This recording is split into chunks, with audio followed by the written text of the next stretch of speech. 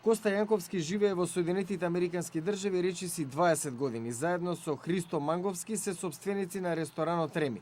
Пред се, ако тој добие и ако ја реализира политиката што сега пара ја заговара према Ирак и другите земји за повлекување на трупите, и ако тој капитал се инвестира овека, тоа многу ќе значи.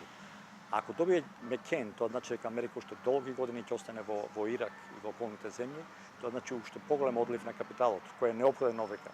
И Христо Манговски, кој е родом од Дмбени, Костурско-Егејска Македонија, живее во САД веќе 30 години. На Америка и е потребна промена, смета Манговски. Во однос на Мекеин или Обама, Обама сепак носи едни сознања дека може нешто да промени, додека Мекеин остана со таа стереотипна идеологија од Републиканската партија која што докаже дека моментално не работи. За Македонија според него не е многу важно кој ќе биде следниот претседател на САД, затоа што не верува дека може да уследи промена на надворешната политика кон земјата.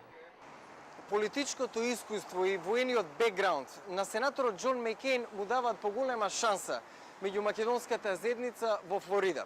Сакаат промени, меѓутоа не веруваат дека сенаторот Обама може да донесе круцијална промена на начинот на живење во Соединетите Американски држави.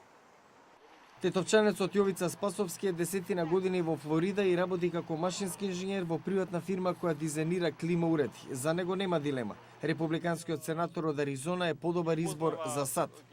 Пред се, искуството е број 1. Би дал голем кредит на неговото искуство, не само политичко, него и животно, бидејќи сите знаеме дека тој е дел од таа виетнамска Голгота.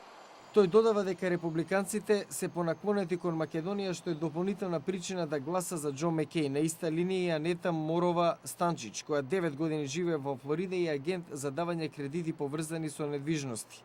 Затоа што е представник на Републиканската партија, затоа што они се цврсти на нивниот став дека Македонија е држава и дека постои и е призната по тоа име, нема да го променат својот став во однос на Македонија. Сеедно кој ќе победи на изборите, македонците во оваа американска заедница веруваат дека САД ќе им треба време да се вратат на местото предводник на економски и техничко-технолошки реформи во светот.